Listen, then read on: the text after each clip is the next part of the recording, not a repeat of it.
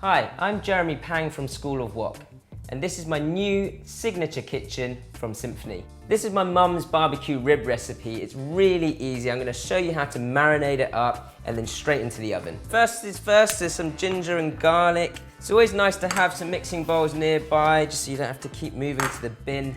I've got some water here, just a little trick for the garlic. If you dip your garlic in water before you bash it, then it makes it very easy to just pop that garlic out without having to faff around too much, you know? I'm gonna finely chop the garlic.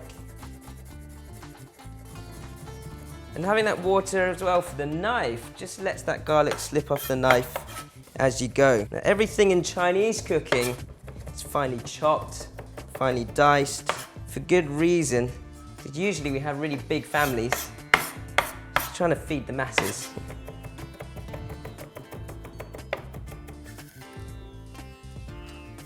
You can go straight into the tray because I'm going to put all the marinade ingredients into there. A nice and easy way to peel your ginger is just something blunt like a teaspoon and just give it a good scrape through. You can get into all the cracks and crevices, not lose any ginger, and also can talk to anyone and not cut myself. So once it's all peeled up, again, finely chop the ginger. Straight in half is best first. You don't need excessive amounts. Great thing about a cleaver is that you can bash things.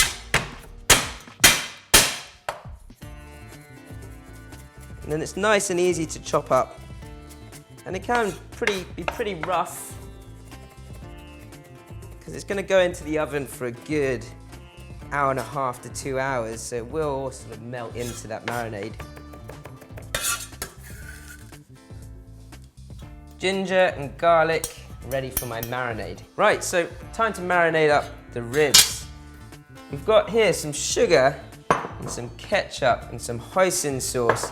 Those three ingredients are what I call the thicker ingredients. And then I've got some rice vinegar and dark soy sauce with some Coke over here, which are my thinner ingredients. Thick to thin, 2 to 1. So the sugar, everyone knows. I've got a fair number of ribs here, so I'm gonna go for 4 spoons of sugar. This is where everyone usually goes, really?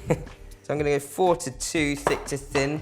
The ketchup, actually, the Chinese, well, we've used ketchup for a long time, and it's actually, I always say that the Brits left 2 good things in Hong Kong, ketchup and Spam. And honestly, Cantonese people love those 2 ingredients. So ketchup is really good actually for texture, which is why it's great as a secret sort of ingredient to many cuisines.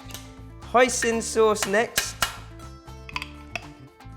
Same amount of hoisin sauce. Most people will know hoisin sauce from things like duck and pancakes. It's got that sweetness to it. And then we're gonna balance that sweetness out, starting with your thinner ingredients. So rice vinegar, it's slightly more subtle than sort of a standard distilled vinegar. It's got a more savory taste to it. So a couple of spoons of that, so 4 to 2 or 2 to 1. Then onto your dark soy sauce. Now, the difference between light and dark soy sauce is that if you swirl a dark soy sauce bottle around like that, it's got these legs, much like a sweeter red wine. So it's got a higher percentage of sugar to salt content in dark soy sauce as opposed to light. That caramelization really helps with dishes like this. You want to get a really nice charred finish on the ribs. So 2 spoons of your dark soy. You can see how thick that soy sauce is. I'm gonna mix this round first. What you'll find is adding the Coke to the mix really helps to caramelize and glaze the ribs, and you'll get a good charred finish even if you don't put it on a barbecue. I know this is gonna be tasty already. Great, so the marinade's done. Now for the ribs. Saving the Coke for just a second. Give those a good rub through, get that sauce around each rib. Ideally, if you had time, you wanna marinate this overnight, but even 2 or 3 minutes, got a lot of strong flavor in there, so it will taste really good. Especially with that slow roasting process. And if you wanted to, after popping it in the oven, you could also just finish them off on the barbecue. That's what makes them really nice and sort of crisp on the outside. Now we're gonna top it up with this for extra caramelization on top, and then we'll baste it later on and keep adding a little bit of Coke as we go. So you want to pop it in the oven around 150 degrees C for a minimum of an hour and a half. So we basted these a few times over the last couple of hours. It's got a nice, really crisp finish to it. Grab them out, and you can see that sort of caramelization from that dark soy sauce and that sugar, the hoisin sauce. Really succulent inside from that slow cooking process. It's the type of thing you can't eat without getting messy. We're going to garnish it up with some spring onion. Just finely sliced spring onion will do. So there you have it, your barbecue hoisin and Coca-Cola ribs. Absolutely beautiful.